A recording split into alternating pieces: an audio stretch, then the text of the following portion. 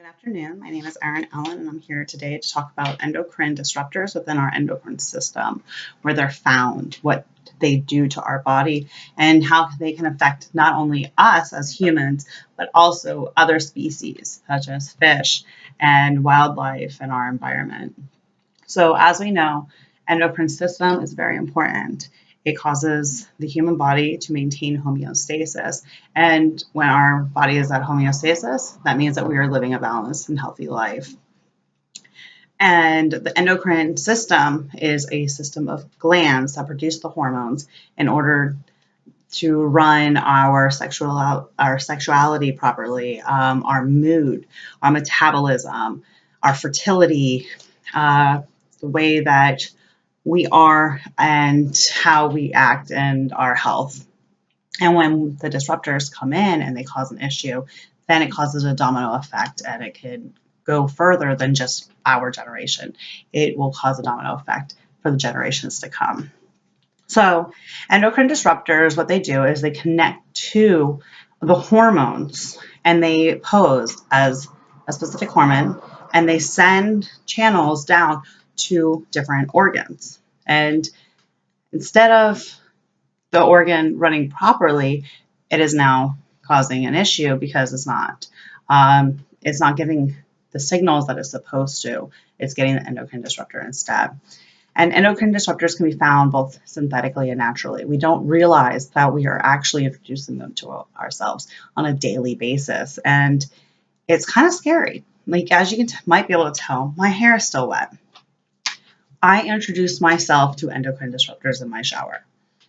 How, you might ask? One, there are endocrine disruptors in the waters that we drink and we bathe in, we go swimming in lakes, even in our ocean, even though it's a very, very small percent because our ocean is so vast, but they are everywhere. Not only is it in our natural products, but it's also in products such as body wash, baby soap. So if you look at the back of this label, you're able to read that there are items such as PEG 80, PEG 150, EDTA. There are so many items within this baby wash that we don't realize are actual endocrine disruptors. This one is a more organic substance. We're able to actually read that this is oat amino acids, or, cranberry seed oil, raspberry seed oil, juice. This item has very little endocrine disruptors compared to the same baby wash. And that's just one example. And that shows that we're actually introducing endocrine disruptors into our children. It's not just the humans that are adults. We're making that decision for babies. We're adding in chemicals that we think, oh, hey, we're giving them a bath, we're cleaning them up, but instead we're actually poisoning them. Many people these days have heard about the BPA products. Don't drink water out of a BPA bottle of water. Well, I'm going to show you at the end of this video what BPA products actually can cause. And you can see the difference in fish. The picture that I'm going to show shows fish in a water, that lived in water that was well maintained and had very little amounts of chemicals. And then next to it is the same type of fish, but they were in higher concentration of BPA polluted waters. And the color difference in those two fish is remarkably different. So not only are you able to see that the difference that these chemicals are causing on just our outside of our bodies, our metabolisms, our population is obese these days, and that is because we are constantly pumping in endocrine disruptors in the food that we eat.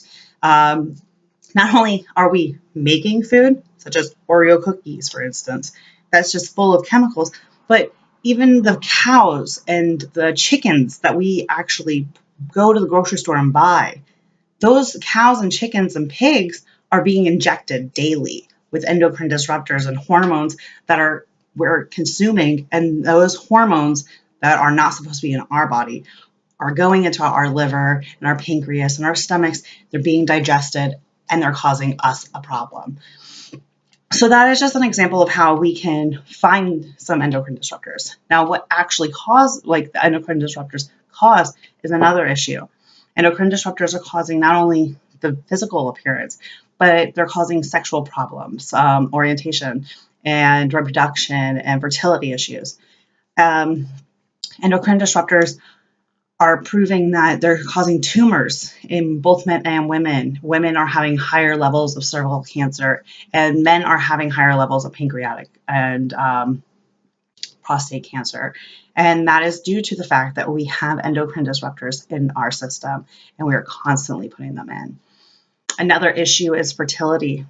And the sexual orientation. There's a study that shows that the fish population, there are male-produced fish that are showing higher signs of actual female reproduction and hormones, meaning that they have higher levels of estrogen because endocrine disruptors actually raise your estrogen levels. And that study actually caused us to want to look at the human population, and the same thing is happening within the human population is males are showing higher and higher signs of estrogen levels than they should in their bodies. And it's causing a counterbalance against the testosterone and estrogen levels, and it's causing issues with their fertility. And fertility isn't just only a problem within men, it's also becoming a huge problem in women. And that is another sign, not only just like the baby wash, but we're causing an issue in our generations to come if we're unable to reproduce. As long as this issue continues to grow, we're causing issues with our population and our ecosystem. And that's not just only for the human species. This is happening in frogs. This is happening in fish. When it's happening in frogs and fish, it's going to happen to birds. And every other aspect in our ecosystem is having an issue. And these products can be found both synthetically and naturally. So as I said, read your labels. Our cosmetic products, ladies, we're adding cosmetic products, our eyeshadow, our foundation. We're constantly putting these products on us, and they're seeping into our skin. They're seeping into our organs through our skin, and we are causing issues with our bodies, our thyroid glands, our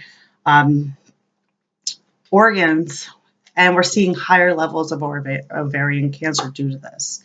So be very, very mindful of endocrine disruptors. The way that you can be mindful is to read labels before you purchase products. Make sure that you aren't just constantly, drinking out of plastic bottles. We say to recycle. Everybody knows to recycle, and everybody knows to throw out trash. Well, what you're not thinking about is every item that we throw away, it goes to the landfill, it gets covered, and over generations and decades, that trash that we throw away gets decomposed. But just like our human body, every item starts to decompose the minute it is created. So when you're washing dishes and you're holding that scrub brush, and you're scrubbing, and it's getting wet, it's actually decomposing. If you look at the handle after a couple months, that handle is broken, it's crunched, it's gross. And you wonder why, and it's because it's decomposing. And those decomposing chemicals are actually going into your body as well. So every single item that we buy has endocrine disruptors in it. And we need to be mindful of how we use items, what we're touching, and try to limit ourselves. I'm not saying don't touch everything. I'm just saying be mindful of what it is you're buying. Try to go a little bit more natural. Try to go after animals that you or a friend or a farm that is like a buffalo farm. You can't go and buy buffalo mostly at regular grocery stores. That is an animal that needs to actually be bought through a farmer or ordered, and it's because they're actual wild. They're not farm raised, so they're not getting injected with hormones, and they're not going to affect our endocrine system. So it's just very important to be mindful and to realize what endocrine disruptors can cause, what they do, and how they actually can affect the human body. So we're going to take a question. And the question that I have here, it says, other than cancer and, how else do endocrine disruptors affect children? We're having higher and higher signs of children with autism, ADHD, um, like just wanting to run around crazy children, and people want to give them medicine for it. And the reality is that these are endocrine disruptors that are causing this problem. And what we need to do is be mindful of what we're letting our children consume and what we're consuming while we're pregnant with these children. And a lot of times we're finding that endocrine disruptors are actually causing problems for children while they're still in utero. So it is important that the mother be mindful. Next question is, does it matter the amount of BPA or other endocrine disruptors? So yes and no. So if I'm drinking a bottle of water, I'm not going to have ovarian cancer tomorrow. What we need to remember is that it's how often we do certain items and how we're not being mindful. So you need to be mindful of the products that you're consuming. Just our whole population is not going to have cancer. That's not what this is about. It's just about being mindful of where endocrine disruptors are at and how they can cause issues within our body. We need to know that BPA, the FDA has already talked about BPA. That's just one of like hundreds of endocrine disruptors. So that's just the example I used. We just need to be mindful of how endocrine disruptors are actually causing an issue within our bodies and how we are being introduced to them.